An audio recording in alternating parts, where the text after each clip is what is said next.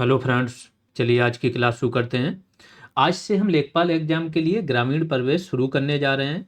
Next 8 से 9 classes में ये पूरी तरह से समाप्त हो जाएगा। सबसे पहले इसके टॉपिक्स पर अगर डिस्कस करें तो इसमें 6 से 7 टॉपिक हैं। 5 नंबर का ये आपका सिलेबस है।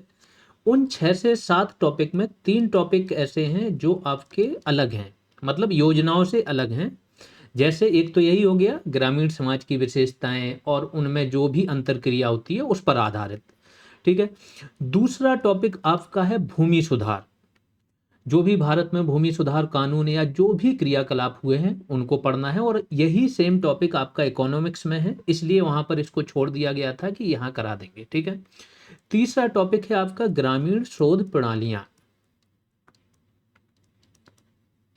ये इसके अलावा अगर आप देखोगे तो उत्तर प्रदेश और केंद्र सरकार की योजनाएं, ग्रामीण विकास संबंधित योजनाएं, स्वास्थ्य संबंधी योजनाएं, वो सारी योजनाएं आपकी योजनाओं में यदि देखें तो यूपी की सारी योजनाएं करा दी गई हैं।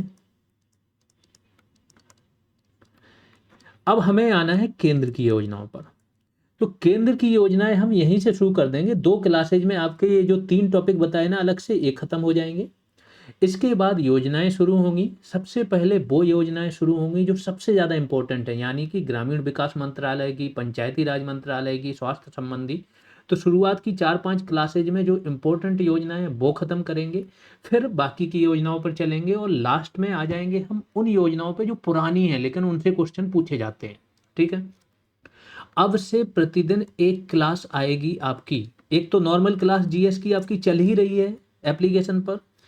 एक क्लास और साथ में आएगी जो आएगी ग्रामीण, सबसे पहले ग्रामीण प्रवेश और उसी के अंदर योजनाएं। और ये क्लास अब रेगुलर आती रहेंगी। आप लोग देखोगे 15 क्लासेज में ये सब कुछ आपका खत्म हो जाएगा। सारी योजनाएं बेस्ट तरीके से खत्म हो जाएंगी, ग्रामीण प्रवेश खत्म हो जाएगा, और इसके अलावा और भी जो छोटे छोटे टॉपिक रह गए होंगे ना, सब कुछ 15 क्लासेज में बहुत अच्छे से कवर हो जाएगा। जब ये सारी चीज़ें कवर हो जाएंगी, इसके साथ ही 2 से 3 दिनों में आपके लिए एक रिवीजन प्रोग्राम दिया जाएगा जिसमें टेस्ट होंगे। प्रति 2 से 3 दिन के अंदर एक फुल टेस्ट होगा एक सब्जेक्ट का। तो ये भी प्रोग्राम आप लोगों को दे दिया जाएगा, तो टेस्ट लगाएंगे। इसके अलावा ये ग्रामीण प्रवेश और उसके बाद योजनाओं की क्लासेज रेगुलर, और एक क्लास जीएस की आपकी चली ही रही है, यानी कि हिस्ट्री की अभी चल रही है, मॉडर्न हिस्ट्री। इसके बाद ज्योग्राफी की शुरू हो जाएगी। तो ये चलता रहेगा। ऐसे करके नेक्स्ट 20 दिनों में हम सब कुछ खत्म कर देंगे, और इसके बाद सिर्फ रिवीजन और प्रैक्टिस बाकी रह जाएगा। ठीक है, ये तो बात हो गई। अब इन क्लास की बात करें तो ग्रामीण प्रवेश की शुरुआत की 4 क्लासेज यूट्यूब पर आ जाएंगी। यूट्यूब के साथ साथ एप्लीकेशन पर तो आएगी आएगी। इसके बाद बाकी की बची हुई क्लासेज केवल एप्लीकेशन पर आएंगी पेड बैच वाले स्टूडेंट को। पेड बैच कैसे ज्वाइन करना है, उसके लिए आपको हर एक कोई भी वीडियो आप ओपन करो, वीडियो के अंदर भी रहता है, प्लस उसका जो कमेंट सेक्शन में जाओगे वहाँ देखोगे तो वहाँ पे भी डिटेल रहती है, लिंक रहती है, या फिर डिस्क्रिप्शन में भी सब कुछ रहता है, तो वहाँ से ज्वाइन कर सकते हो। ठीक है। कुछ स्टूडेंटों की क्वेरी थी, वो कूपन की डिमांड कर रहे थे, तो कूपन ध्यान रखो आज 10 बजे दे दिया गया है।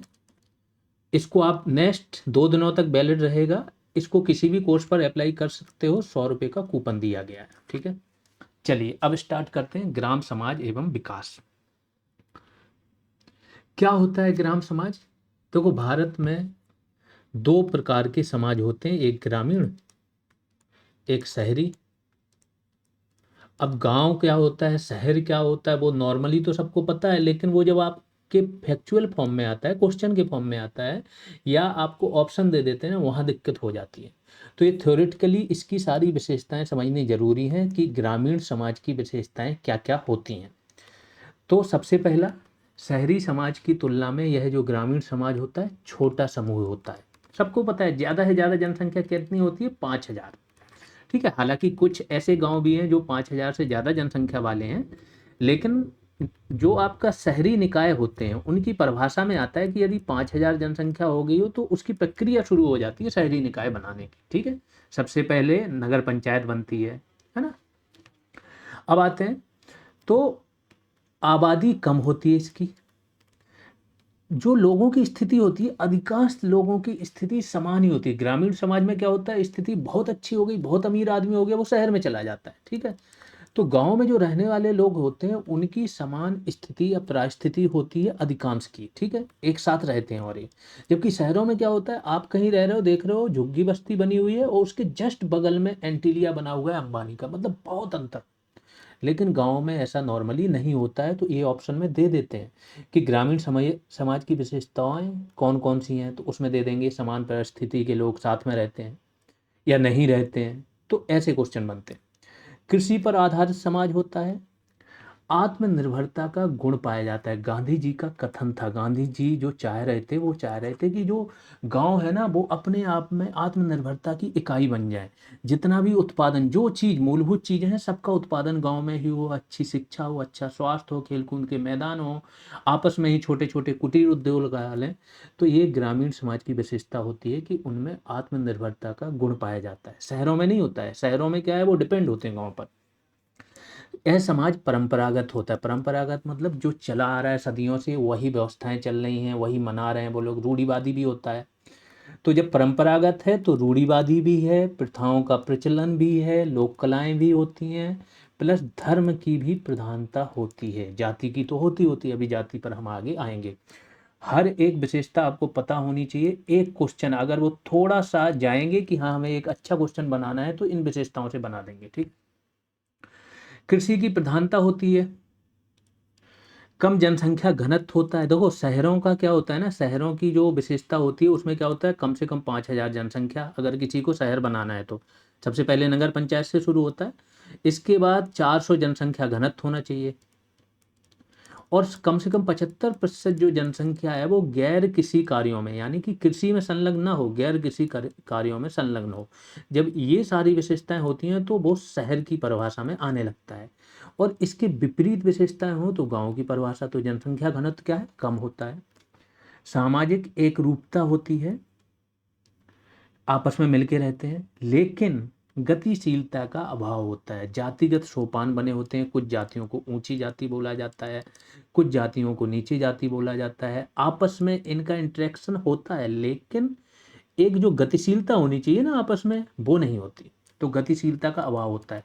तो जैसे मैंने बोला कि इस सारे पॉइंट में अगर आप देखो ना, 8-10 आपको पता होंगे, लेकिन एक अगर आपको नहीं पता है, उसका मतलब नहीं पता, वहीं गलत करके आ जाओगे। तो गतिशीलता का अभाव होता है, प्रकृति से इनकी निकटता होती है, क्योंकि खेती है ना, पेड़ पौधे इन्हीं के बीच में रहते हैं। प्राकृतिक संबंधों की प्रधानता होती है, मतलब स्वार्थ पर आधारित संबंध नहीं होते हैं, कम होते हैं। अब तो खैर होने लगे हैं, स्थिति चेंज हो रही है। अगर आगे देखो आप तो आएगा संयुक्त परिवार भी पाया जाता है। शहरों में क्या है, सारे संबंध किस पे बनते हैं, स्वार्थ पर आधारित, काम पर आधारित, व्यवसायिक संबंध होते हैं। सामुदायिक भावना की उपस्थिति होती है, आपस में एक समुदाय बना के रहते हैं। संयुक्त परिवार होता है, जाति प्रथा होती है, जजमानी प्रथा होती है। अभी इसको आगे चल के डिटेल में बताएंगे कि जजमानी प्रथा क्या थी। भाग्यवादी समाज होता है, स्त्रियों की, हाँ ये एक बैकलॉग होता है एक प्रकार से, कि ग्रामीण समाज में जो स्त्रियों की स्थिति होती है वो निम्न होती है। क्यों होती है, इनको ज़्यादा अधिकार नहीं होते हैं, बहुत सारे इन पर रूल्स रेगुलेशन होते हैं, है ना, सर ढक के चलना ये वो। जबकि शहरों में क्या होता है, अब स्त्रियों को बहुत सारी स्वतंत्रताएं हैं, वो अपने डिसीजन खुद लेती हैं, जॉब कर रही होती हैं, कभी भी जाना है कहीं जा सकती हैं। लेकिन गांव में ये सब चीज़ें नहीं होती। अशिक्षा, शिक्षा का स्तर मतलब कम होता है। बंद सामाजिक स्त्रीकरण और गतिशीलता दोनों एक ही चीज़ है, मतलब समाज में क्या है, स्त्रीकरण कर दिया गया, स्तर बना दिए गए जातियों के, और उसमें आप एक दूसरे में नहीं जा सकते हो, ये बंद है स्त्रीकरण। उपभोग आधारित आर्थिक व्यवस्था है, यानी कि जो आपको चाहिए उपयोग के लिए उसी का उत्पादन होता है और उसी पर आर्थिक व्यवस्था चलती है।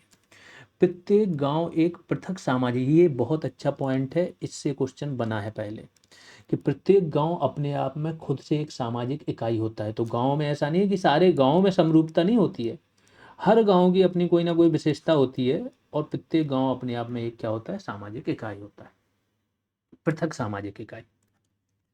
अब गांव के प्रकार तो कहीं कहीं ये प्रकार 3 भी दिए हैं, कहीं कहीं 5 दिए हैं। ऐसे क्वेश्चन नहीं आते हैं, क्योंकि ऐसा कहीं डिफाइन नहीं किया, किसी ऑफिशियल डॉक्यूमेंट में डिफाइन नहीं किया गया कि कितने प्रकार के गांव हैं। तो आपको बस केवल पढ़ लो, छोटे गांव 500 से कम जनसंख्या, मध्यम गांव 500 से 2,000, बड़े गांव 2000 से 5000। कुछ गांव ऐसे भी हैं जिनकी जनसंख्या 5000 से अधिक है, और जो गैर बसे गांव हैं, ऐसे गांव हैं छुटपुट कहीं कबीलाई लोग रह रहे हैं ऐसे ऐसे करके ना, तो उनको गैर बसे गांव बोला जाता है। अब एक गांव की विशेषता क्या है? संयुक्त परिवार। संयुक्त परिवार क्या होता है? एक ही छत के नीचे 2 से 3 पीढ़ी के लोग रहते हैं, कम से कम 2 पीढ़ी के लोग रह रहे हैं, तो संयुक्त परिवार होता है। इसमें परिवार का एक मुखिया होता है और इसकी स्थिति ही प्रमुख होती है। जाति व्यवस्था। जाति व्यवस्था में क्या होता है? ऊंच नीच का एक भाव होता है कि ये जाति ऊंची जाति है, ये निचली जाति है, इसका सोपान क्रम होता है, ठीक है। और जाति के अंदर विवाह की परंपरा है कि जो विवाह होगा अपनी जाति के अंदर होगा। हालांकि अब अंतरजातीय विवाह भी हो रहे हैं। जजमानी प्रथा की बात करें तो जजमानी प्रथा एक प्रथा होती है। देखो होता क्या था? कृषक कृषक करता था उत्पादन, किस चीज का? कृषि का, अनाज का। इसने किया उत्पादन, अब इसको चाहिए सेवाएं। सेवाएं क्या? एक पंडित हो गया, पूजा पाठ का काम करेगा, नाई हो गया, अन्य जो लोग हो गए हैं, कारपेंटर हो गया, है ना, तो वो सब क्या कर रहे हैं? सेवाएं दे रहे हैं। पूजा पाठ करानी, पंडित जी को बुला लिया, है ना, नाई को बुला लिया, एक जो भी है, पानी वाला अलग होता है, हर चीज का तो पहले बटा हुआ था समाज में जातिगत आधार पर। तो जो ये सेवाएं देते थे इन्हें बोला जाता था कमीन, और जो सेवाएं लेते थे उन्हें बोला जाता था जजमान या संरक्षक। तो अब इसने व्यक्ति ने क्या किया? अपना अनाज वगैरह उगाया, मेन मूलभूत जरूरत क्या है? अनाज की। तो ये खाने पीने की व्यवस्था हो गई, खाने पीने की व्यवस्था हो गई, और ये क्या कर रहे हैं? सेवाएं दे रहे हैं, अन्य सेवाएं जो जरूरी है। तो इसके बदले ये इनको अनाज या अन्य वस्तुएं देगा, जो संरक्षक होगा या जजमान, और उस जजमान को क्या मिलेंगी? सेवाएं मिलेंगी। बस ये पूरी व्यवस्था थी। तो इस व्यवस्था का मुख्य बिंदु कृषक परिवार होता है। जो परिवार सेवा प्राप्त करता है उसे जजमान या संरक्षक कहते हैं। जो सेवा प्रदान करता है उसे कमीन कहते हैं।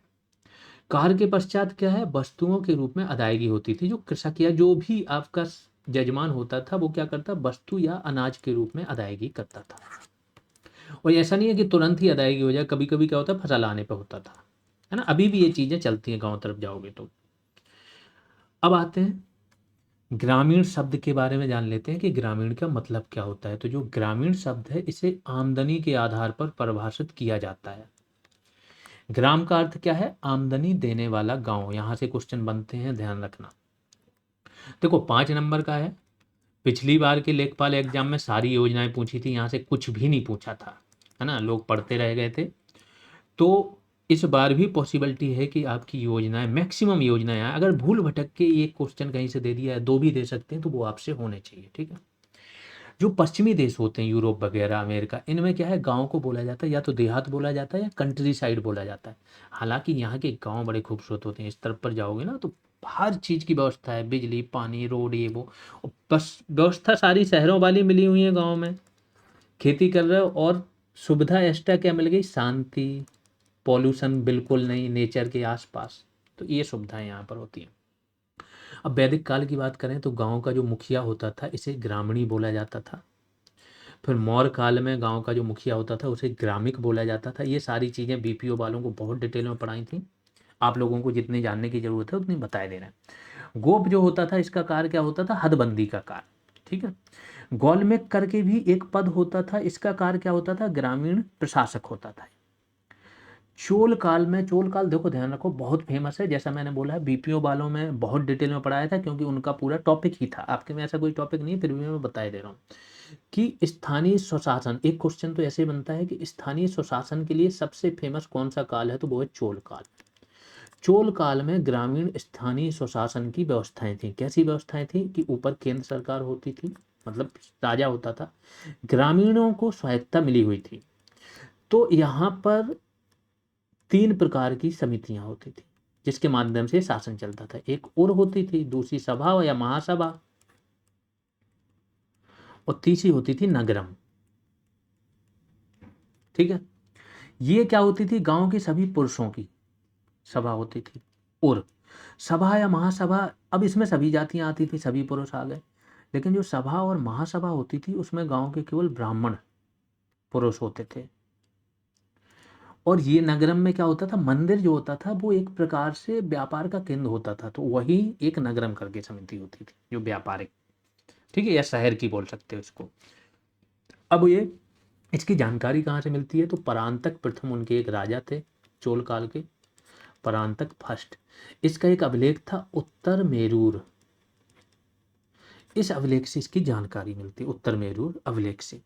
कुछ समितियों के माध्यम से शासन होता था, जैसे एन बारियम, पोन बारियम, पनीटा बारियम, संवत्सर बारियम। आप लोगों को इतना नहीं जानना, मैं बोले दे रहा हूँ जिससे कि एक माइंड में रहे कि ऐसे ये शासन होता था गांव का, यही लोग कर इकट्ठा करते थे, विकास कार्य करते थे, ठीक है, और जो बचा रह जाता है वो पैसा राजा को भेजते थे। इस तरीके से स्थानीय स्वशासन की विशेषताएं थी।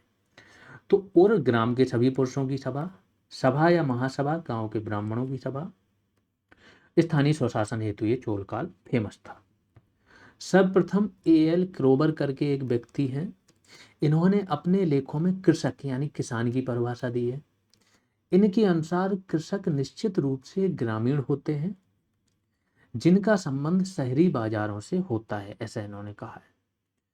एएल क्रोबर ने आगे फिर कहा है कि कृषक जो होते हैं वो आंशिक संस्कृति सहित आंशिक समाज है, यानी इनकी संस्कृति आंशिक होती है और आंशिक समाज है। ठीक है, तो जब ऐसे कोई कोट आ जाए कि ये किसने दिया है तो ये आपको आना चाहिए। अगले हैं रॉबर्ट रेडफील्ड तथा मिल्टन सिंगर। इन्होंने गांव से शहरों में परिवर्तित होने वाले क्षेत्रों को क्या बोला है, विकासवादी शहर बोला है। कि जो भी, जैसा अभी मैंने बताया कि जनसंख्या 5,000, उसके आसपास जनघनत्व जो है 400, है ना, ये सब चीजें होने लगे हैं, तो उसका परिवर्तन गांव से शहरों की ओर होने लगता है। तो ऐसे परिवर्तित होने वाले क्षेत्रों को इन्होंने क्या बोला है, विकासवादी शहर कहा है। किसने, रॉबर्ट रेडफील्ड और मिल्टन सिंगर ने। अब स्वतंत्रता पूर्व ग्रामीण विकास योजनाएं एवं कार्यक्रम देख लेते हैं। तो स्वतंत्रता के पहले कुछ प्रयास होते रहे गांव में विकास के। 1914 में श्री निकेतन प्रोजेक्ट, आप लोगों को पता हो शांति निकेतन करके एक जगह है, रविन्द्रनाथ टैगोर जी से जुड़ी है, तो ये तो विद्यालय वगैरह पूरा परिसर है, ठीक है। एक श्री निकेतन प्रोजेक्ट भी चला था, रविन्द्रनाथ टैगोर जी ने चलाया था 1914 में। 1914 से 1918 के बीच में economic conference of Mysore Travancore में चला था, केरल में। 1920 में गुड़गांव प्रोजेक्ट चला था, एफएल ब्रायन ने चलाया था। ये सब ग्रामीण विकास से संबंधित है। इसका 1932 में बड़ौदा परियोजना चली थी बीटी कृष्णमाचारी के नेतृत्व में। फिर 1936 में सेवाग्राम परियोजना महात्मा गांधी ने चलाई थी। 1945 में Indian village service Arthur T Moser तथा बीएन गुप्ता ने इनके नेतृत्व में चली थी। अब यहाँ से क्वेश्चन कैसे आ जाता है, आपको मैचिंग दे देंगे, तो आपको बहुत ज़्यादा नहीं जानना कि परियोजना क्या थी क्या नहीं थी, ग्रामीण विकास से संबंधित थी। ज़्यादा से ज़्यादा सन पूछेंगे, परियोजना का नाम पूछेंगे, उससे जुड़ा हुआ व्यक्ति पूछेंगे। 1948 में नीलो खेड़ी परियोजना एसके डे के नेतृत्व में। 1948 में ही एक इटावा परियोजना चली थी एल्बर्ट मेयर के नेतृत्व में। ये सारी ग्रामीण विकास से संबंधित परियोजना है, ठीक है। फिर सीमांत जोत 1 हेक्टेयर से कम भूमि को बोला जाता है, और लघु जोत बोला जाता है जिनकी भूमि 1 से 2 हेक्टेयर के बीच में जिनके पास हो। तो लघु और सीमांत किसान दोनों को मिला दो अगर, तो 2 हेक्टेयर से कम वाले में सारे आ जाते हैं। और ऐसे यूपी में बोलो तो 92.5% जो किसान है वो लघु और सीमांत ही है यूपी में, है ना। फिर ग्रामीण का मतलब क्या होता है, ग्रामवासी। एक और आता है ग्राम सभा और ग्राम पंचायत। ये दोनों टर्म में अंतर है, ठीक है। ग्राम सभा में वो आते हैं जितने भी वोटर हैं, उस ग्राम पंचायत में जितने भी वोटर हैं वो सभी ग्राम सभा के सदस्य माने जाते हैं, ठीक है। तो जिनका नाम वोटर लिस्ट में है वो ग्राम सभा बनाते हैं। ग्राम पंचायत क्या होता है, ये वोटर जिन्हें चुनते हैं, तो जो भी चुनकर आते हैं वो होते हैं ग्राम पंचायत, ठीक है, वो मिलके बनाते हैं ग्राम पंचायत। फिर एक टर्म आता है लोक समाज। पारंपरिक और समान जाति से गठित समाज को क्या बोला जाता है, लोक समाज, यानी कि जो पारंपरिक हो और समान जाति से गठित हो। तो यहां से भी पूछा जाता है क्वेश्चन। 2011 की जनगणना के अनुसार देश की जो 68.84%, यानी कि अगर देखें तो शहरी आबादी यहाँ से निकालो तो क्या होगी 31.16%, इतनी ये शहरी है, और ग्रामीण कितनी है 68.84%। यहाँ से क्वेश्चन बनता है। शहरी समाज जो है इसकी परिभाषा अभी मैंने बताई थी कि 5,000 से अधिक जनसंख्या हो, 400 से अधिक जनघनत्व हो और 75% जो आबादी है वो गैर कृषि कार्यों में संलग्न हो। ठीक है, पुरुष आबादी की बात हो तो फिर इसे शहरी समाज की परिभाषा में डालेंगे। सर्वाधिक गांव कहाँ है? उत्तर प्रदेश में ही है, इसके बाद बिहार में होंगे। जब शहर में अलग अलग लोग आकर बसते हैं तो इन्हें कौन सा शहर बोला जाता है? विजातीय शहर। इसकी परिभाषा भी पूछ ली जाती है कि विजातीय शहर किसे कहते हैं। तो जब शहर में अलग अलग लोग आकर बसते हैं तो इन्हें विजातीय शहर। हाँ, एक और अनाउंसमेंट है, आज शाम में आपका ग्रुप कॉल होगी। ठीक है, टाइमिंग 8 से 9 के बीच में होगी, बता दी जाएगी। तो सभी लोग मौजूद रहें ग्रुप कॉल में। आगे के प्लान पर डिस्कस होगा, हालांकि प्लान आप लोगों को बता ही दिया गया है, फिर भी जो भी आपकी समस्याएं हैं वो भी जानेंगे।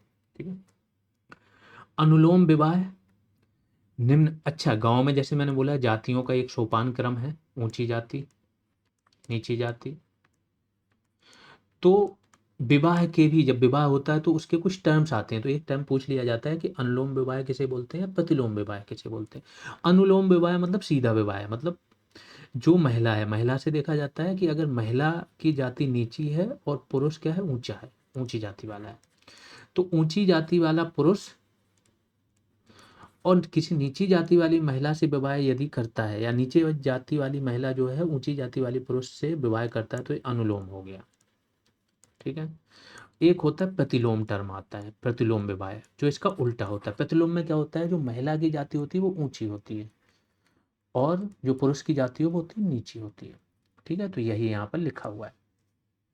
फिर परिवार को मानवीय समाज का आधार कहा जाता है। जो परिवार होता है, तो समाज को अगर मानवीय बनाना है तो कौन बनाता है? परिवार ही तो वो मूल्य देता है ना। एक पुस्तक लिखी गई है, इंडियन विलेज पुस्तक, किसने लिखी है? MC दुबे ने। एक टर्म और आता है परिप्रेक्ष्य योजना। परिप्रेक्ष्य का मतलब होता है बहुत दीर्घकालिक, 15 से 20 साल की। ठीक है, तो 15 से 20 साल को ध्यान में रख के जो योजनाएं बनाई जाती हैं, या उससे भी ज़्यादा, तो दीर्घकालिक समय सीमा को ध्यान में रखकर बनाई गई योजना को क्या बोला जाता है? परिप्रेक्ष्य योजना। दूसरा, पंचवर्षीय योजना जानते हैं, 5 वर्ष के लिए, है ना। अब योजना आयोग का गठन कब हुआ था, ये डेट भी पूछ ली जाती है। तो 15 मार्च 1950 को केंद्रीय मंत्रिमंडल के प्रस्ताव, यानी कि ना ये तो वैधानिक निकाय भी नहीं है, वैधानिक नहीं है। वैधानिक वो होता है जो संसद के कानून द्वारा बने, और ना ही ये संवैधानिक है। संवैधानिक क्या होता है? हालांकि पॉलिटी पढ़ चुके हो आप लोग, अब तो सब कुछ पता ही होगा। संवैधानिक निकाय भी नहीं है क्योंकि संविधान में भी इसका जिक्र नहीं, केवल एक मंत्रिमंडल के प्रस्ताव से गठित है। ऐसा ही नीति आयोग भी है। राष्ट्रीय विकास परिषद का गठन कब हुआ था? 6 अगस्त 1952। नीति आयोग का गठन 1 जनवरी 2015। आगे चलते हैं, भारत में भूमि सुधार देख लेते हैं। स्वतंत्रता के पश्चात, अब भूमि सुधार क्यों करने जरूरी थे, पहले समझ लो बैकग्राउंड। बैकग्राउंड है 1793, जमींदारी कानून लेके आए अंग्रेज। हालांकि उसके पहले भी चलता था, मनसबदारी प्रथा थी, है ना, बहुत सारी प्रथाएं ऐसी चलती थी अकबर के काल में या मुगलों के काल में। ठीक, तो जमीन दे दी जाती थी, जमीन ही राजस्व का प्रमुख स्रोत था। तो जमीन किसे दे दी जाती थी? एक व्यक्ति को। अब ये व्यक्ति क्या करेगा? उस जमीन को सारे कृषकों में बांट देगा कि तुम इस इतने पे खेती करोगे, तुम इस पे खेती करोगे, तुम इस पर, तुम इस पर, तुम इस पर। ठीक, जो भी होगा उसका एक हिस्सा निर्धारित कर देगा, 1/3 या 1/2, है ना। जो अलाउद्दीन खिलजी था उसके समय में 50% तक भू राजस्व लिया जाता था, जो उपज कब होगी। ठीक है, तो ये निर्धारित कर दिया। तो ये सब जब उपज हो जाएगी इस व्यक्ति को देंगे, ये व्यक्ति अपने खर्च, क्योंकि इसको सेना भी रखनी होती थी, तभी तो ये इन पर शासन कर पाएगा, इनसे वसूल पाएगा, तो सेना भी रखेगा, अपना प्रशासन भी चलाएगा, अपना खर्च निकाल के जो बचा होता था वो राजा को जमा करता था। ये प्रथाएं चलती आ रही थी, सेम अंग्रेजों ने अपनाया आगे चल के। तो इसने क्या किया? कॉर्नवालिस था, 1793 में जमींदारी प्रथा लेके आया। इसने क्या बोला कि जमींदार, बोला कि एक क्षेत्र विशेष में, सपोज करो एक ब्लॉक स्तर पर, इसने बोला ये जमींदार होगा। सारी सार्वजनिक भूमि, जो भी भूमि है, हर भूमि पर इसी का अधिकार माना जाएगा, यानी उसका मेन मालिक ये है। अब ये ऐसे ही करेगा, किसानों को बोलेगा कि हाँ तुम इस पर खेती करो, मालिक हम हैं, जो भी भू राजस्व ये निर्धारित करेगा किसानों को देना पड़ेगा, अगर किसान नहीं देंगे तो उसकी जमीन छीन के दूसरे किसान को दे देगा।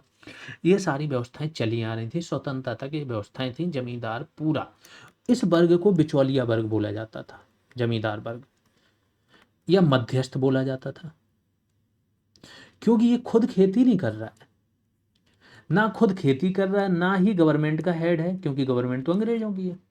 ठीक, ये तो बीच का बिचौलिया है जो क्या कर रहा है कि इनसे खेती करा रहा है, जो उपज होती है उसका एक हिस्सा अपने पास ले रहा है और बचा हुआ हिस्सा इनको दे रहा है ना।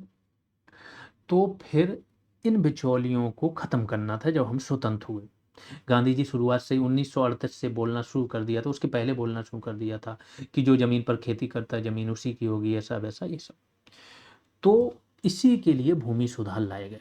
भूमि सुधार क्या थे फाइनली, कि भूमि का जो हो एक प्रकार से वितरण हो, समान रूप से सभी के पास भूमि पहुंचे, जो खासतौर से जो खेती करते हैं, इन बिचौलियों का दमन हो, है ना, जो मध्यस्थ है उन्हें खत्म कर दिया जाए। जो काश्तकारी, कई सारे क्या होते थे, मध्यस्थ नहीं भी होते थे तो बड़े बड़े किसान होते थे, तो उनकी भूमि पर अन्य छोटे किसान खेती करते थे, तो इन पर बेदखली का हमेशा दबाव रहता है, इनके कभी भी हटा दिया जाए। तो इसमें भी सुधार हो, काश्तकारी कानून बने, ये सब चीज़ें हुई। ठीक है, इसी सब कानूनों को बोला जाता है भूमि सुधार।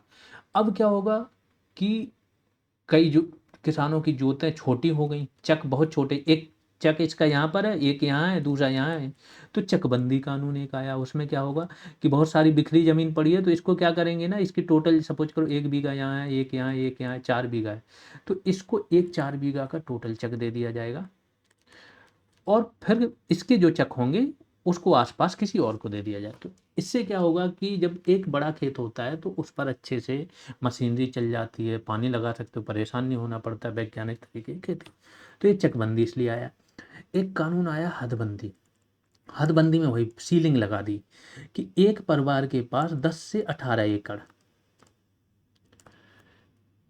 इसके बीच अलग अलग राज्यों में अलग अलग लिमिट थी, ये सिंचित भूमि है, इतनी हो सकती है। फिर सूखी जो भूमि है, असिंचित भूमि है, वो 54 एकड़, इससे ज़्यादा नहीं होनी चाहिए। लोगों ने क्या किया, इसके चक्करों में अपने रिश्तेदारों के नाम जमीन करा दी, ये वो, तो ये बहुत ज़्यादा सफल नहीं हुआ। कुछ भूदान और ग्रामदान आंदोलन चलाए विनोबा भावे ने, जो स्वैच्छिक थे, क्योंकि इतने बड़े बड़े किसान थे जिनके पास कई गाँवों की ज़मीनें थी, तो उनसे बोला कि तुम गाँव दान कर दो, तो कुछ लोगों ने किए, उड़ीसा में बहुत सक्सेसफुल हुआ, ये सब चीज़ें। तो उद्देश्य क्या था कि स्वतंत्रता के पश्चात कृषि क्षेत्र में व्याप्त असमानताओं को दूर करना था, किसानों को इनके अधिकार दिलाना था। स्वरूप क्या था कि जो मध्यस्थ वर्ग है जैसे जमींदार, इनका उन्मूलन करना, जोतों की उच्चतम सीमा का निर्धारण करना, ठीक है, सीलिंग। काश्तकारी सुधार में वही है कि काश्तकार बोलते थे जो खेती कर रहा है तो उसे बेदखल ना किया जाए, उसको कुछ सुरक्षा प्रदान की गई। लगान का नियमन किया गया, पहले लगान बहुत ज़्यादा थी, अब तो लगान नाम मात्र की रही नहीं, मतलब लगान वगैरह 1000 2000 रुपये 500 ऐसे आता है साल में। भूधारण की सुरक्षा की जाए, भूमिहीन कामगारों को भूमि प्रदान करना, ये सब इसके उद्देश्य थे। ठीक है, अब देखो प्रॉब्लम कहाँ आएगी कि जो भूमि या कृषि है, कृषि तथा भू सुधार एक किसका विषय है, राज्यों का, राज्य सूची का विषय है। संविधान को अगर पढ़ोगे, जब संविधान मूल संविधान बना था तो 19 F में 19(1)(F) में किसका था, संपत्ति का अधिकार दे दिया गया, मूल अधिकार था। 31 में भी संपत्ति का अधिकार था। अब ये जब मूल अधिकार है और कोई कानून बनेगा जमींदारों को हटाने का, उनकी जमीन छीनने का, पुनर्वितरण करने का, तो ये कहाँ चले जाएंगे, सुप्रीम कोर्ट। आर्टिकल 32 के तहत बोलेंगे लो हमारा मूल अधिकार का हनन कर रहे हैं ये राज्य, क्योंकि राज्य का कानून है, केंद्र का होता तो फिर भी मान सकते थे। तो क्या है, कोर्ट से स्टेक डाउन हो जा रहे थे सारे कानून। इसके लिए फिर पहला फर्स्ट कॉन्स्टिट्यूशनल अमेंडमेंट एक्ट, पहला संविधान जो संशोधन है एक्ट वो आया, जिसके द्वारा एक 9वीं अनुसूची जोड़ी गई। इस 9वीं अनुसूची में बोला गया कि अगर इसमें जो भी कानून है उसको आप आर्टिकल 19, 31, 19, 31 और 14 इसके आधार पर आप इसे निरस्त नहीं कर सकते हो। इसमें जो भी कानून है ये केंद्र लेके आया, तो राज्य जो भी कानून बनाते थे केंद्र क्या करता था, उसको उठा के 9वीं अनुसूची में डाल देता था। हालांकि वर्तमान में इस अनुसूची में कुछ रिजर्वेशन वाले भी कानून हैं, जैसे तमिलनाडु सरकार का जो है 69% रिजर्वेशन है तमिलनाडु में, इसको भी डाला हुआ है। तो इस पर क्या है, न्यायिक पुनर्विलोकन नहीं हो सकता है, तो फिर क्या होगा कि इसको स्टेक डाउन नहीं कोर्ट कर पाएगा। हालांकि जो 1973 के बाद एक केस आया था किहोतो होलोहान बाद, इसमें सुप्रीम कोर्ट ने बोला है कि 1973 के बाद जो भी कानून नौवीं अनुसूची में शामिल हुए हैं उसे आप बेसिक स्ट्रक्चर के आधार पर कोर्ट में चैलेंज कर सकते हैं। उसके पहले के कानूनों को नहीं चैलेंज कर सकते, लेकिन बाद के कर सकते। अब आते हैं जमींदारी उन्मूलन। तो चूंकि राज्य का विषय है तो सारे राज्यों को बनाना है, तो कोई एक सन विशेष नहीं है, अलग अलग सनों में अलग अलग राज्यों में कानून बनाए। 1949 से 1951 के बीच अनेक राज्यों ने जमींदारी उन्मूलन संबंधित कानून बनाए। उत्तर प्रदेश प्रथम 2-3 राज्यों में था जिसने कानून बनाया। तो उत्तर प्रदेश में क्या बना, उत्तर प्रदेश जमींदारी उन्मूलन एवं भूमि सुधार अधिनियम। हालांकि ये बिल आया था 1950 में, तो इसका नाम क्या है, उत्तर प्रदेश जमींदारी उन्मूलन एवं भूमि सुधार अधिनियम 1950। और कब लागू हुआ ये, जनवरी 1951 में, 26 जनवरी 1951। फिर दूसरा कानून बनाया उत्तर प्रदेश चकबंदी अधिनियम 1953। और इन कानूनों को संरक्षण प्रदान करने के लिए क्या हुआ, पहला संविधान संशोधन, इसके द्वारा नौवीं अनुसूची जोड़ी गई। फिर अगला आया लैंड सीलिंग एक्ट। सीलिंग लगा दी, हदबंदी कर दी कि इससे ज़्यादा एक परिवार के पास भूमि नहीं होगी। तो एक सीमा से अधिक भूमि को लेकर भूमिहीनों में वितरण, मतलब सरकार क्या करेगी, भूमि का अधिग्रहण कर लेगी और उसे जिनके पास बिल्कुल भूमि नहीं है उनको दे देगी। तो इसमें सीमा क्या थी, वही जो मैंने बताया कि सिंचित भूमि 10 से 18 एकड़ होनी चाहिए और शुष्क भूमि 54 एकड़। लेकिन ये बहुत अच्छे से लागू नहीं हो पाया। पश्चिम बंगाल में ये काफ़ी हद तक सफल रहा। पश्चिम बंगाल में एक ऑपरेशन, क्योंकि यहाँ पे देखो क्या है, सीपीआई की सरकार, कम्युनिस्ट पार्टी, सीपीएम की, है ना, मार्क्सवादी कम्युनिस्ट पार्टी की यहाँ पर सरकार थी। ये जो साम्यवादी या मार्क्सवादी सरकार है, ये मुद्दा लेके ही आते हैं इसका, मजदूर और किसानों का। तो इनका ही मुद्दा था इनका, तो इनका तो मेन मुद्दा ही पार्टी इस पर बनी थी कि हम किसानों की समस्याएं हल करेंगे, जमींदारों को हटाएंगे, उन्मूलन करेंगे। तो इन्होंने एक ऑपरेशन बर्गर चलाया। पूरे राज्य की कम से कम 8% ऐसी भूमि जो प्रयोग में नहीं थी, उसको इन्होंने 10 लाख कम से कम काश्तकारों में बांटा। तो अगर भूमि सुधार से संबंधित कोई सबसे ज़्यादा सफल काम हुआ है तो वो पश्चिम बंगाल में हुआ था, ऑपरेशन बर्गा में। स्वैच्छिक सुधार संबंधी काम भी हुए, जैसे भूदान और ग्रामदान आंदोलन।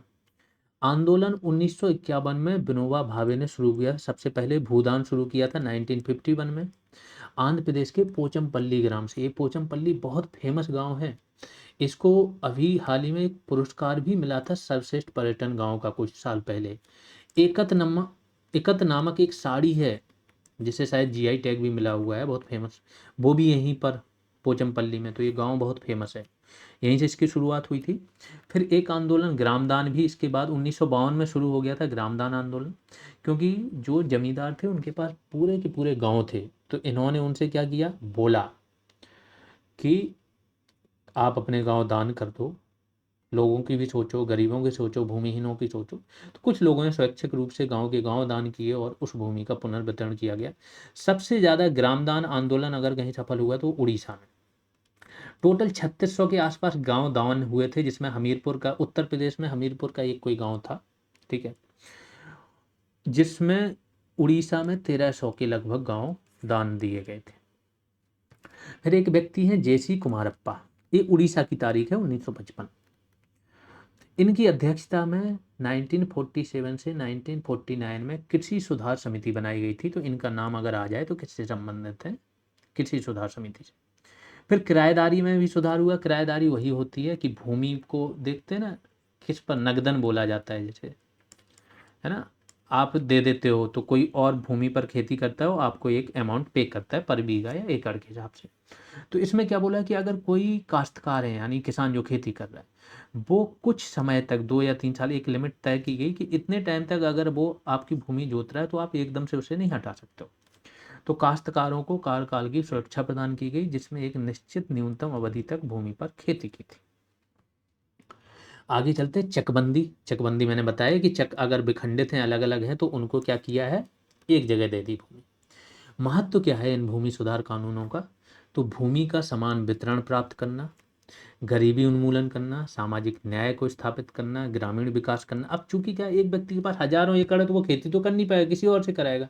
जो दूसरे लोग करते हैं इतने मन से नहीं करते हैं। सपोज करो तो जो व्यक्ति खेती कर रहा है अगर भूमि उसी की हो जाए तो कितना मन से खेती करेगा, है ना। तो इससे उत्पादकता बढ़ती है। फिर कृषि की उत्पादकता बढ़ाना, सामाजिक आर्थिक समानता स्थापित करना।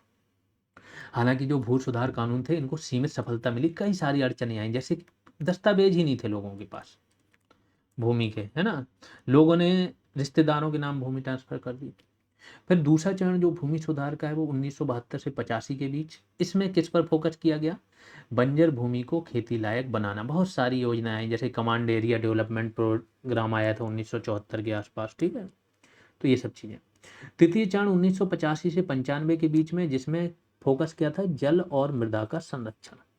क्योंकि यहाँ तक हरित क्रांति आ चुकी थी। हरित क्रांति में क्या हुआ, सिंचाई वगैरह बहुत ज़्यादा हुई, कीटनाशक उर्वरकों का उपयोग हुआ, जिससे मृदा का प्रदूषण भी बढ़ा और मृदा की लवणता भी बढ़ गई। कहीं पर लवणता बढ़ गई तो कहीं पर उसकी अम्लीयता बढ़ गई। तो इसके लिए अब जल और मृदा संरक्षण पर बात हुई। 1995 से वर्तमान तक अब क्या चल रहा है कि जो भूमि के रिकॉर्ड हैं, क्योंकि अब भूमि पर विवाद बढ़ गए थे, तो भूमि के रिकॉर्ड का डिजिटलीकरण और पारदर्शी प्रशासन, इस पर फोकस है। ये बैच की जानकारी है, जिन्हें भी नहीं पता है लेखपाल का बैच आप एप्लीकेशन पर ज्वाइन कर सकते हो। ये सारी चीज़ें वहाँ पर मिल जाएंगी। हर एक टॉपिक पर जो भी सिलेबस में मेंशन है, सब्जेक्ट तो भूल जाओ, हर एक टॉपिक पर क्लास होगी, उसकी पीडीएफ मिल जाएगी। वैल्यू एडिशन भी, अब पीडीएफ कुछ लोग पीडीएफ नहीं, उनको पता चल रहा है कैसे डाउनलोड करना है। देखो जब आप कंटेंट पर जाते हो ना, सबसे ऊपर 2-3 वीडियो डाले गए जिसमें एक ये बताया गया कि पीडीएफ कैसे डाउनलोड करनी है, वहीं से देख लीजिए, ठीक है। वैल्यू एडिशन वीडियो क्लास और पीडीएफ भी मिल जाएगी। Topic wise class wise test, यानी कि टॉपिक वाइज भी क्लास टेस्ट मिलेंगे और जहाँ पर क्लास वाइज टेस्ट होने वो भी मिल जाएंगे। डेली टास्क, टारगेट और प्रैक्टिस होती ही रहती है, चल रही है बहुत टाइम से। फुल टेस्ट होंगे, ऑल सब्जेक्ट, सारे सब्जेक्ट हैं आपके कवर होंगे और रेगुलर ग्रुप कॉल होती रहती है। कैसे ज्वाइन करना है? तो जीएस रेवोल्यूशन प्ले स्टोर पर सर्च करना है, एप्लीकेशन डाउनलोड करके लॉगिन कर लेना है। लॉगिन करने के बाद ऑप्शन आएगा ऑल कोर्सेज का या फिर स्टोर का, इस पर क्लिक करोगे और फिर बाई नाउ पर क्लिक करके ज्वाइन कर लोगे। कोई प्रॉब्लम आ रही तो इस नंबर पर व्हाट्सएप मैसेज कर देना, अगर फिर भी प्रॉब्लम नहीं दूर हुई तो कॉल कर सकते हो। लोअर पीसीएस बैच की डिमांड आ रही है, डेट आ चुकी है, आपकी नोटिफिकेशन आ चुका है, बिल्कुल जल्द ही बैच आएगा, कुछ दिनों में इस पर वीडियो आएगा, बताया जाएगा आगे का प्रोग्राम, ठीक है। और इसका बैच प्रीमियम बैच होगा, तो रेडी रहें।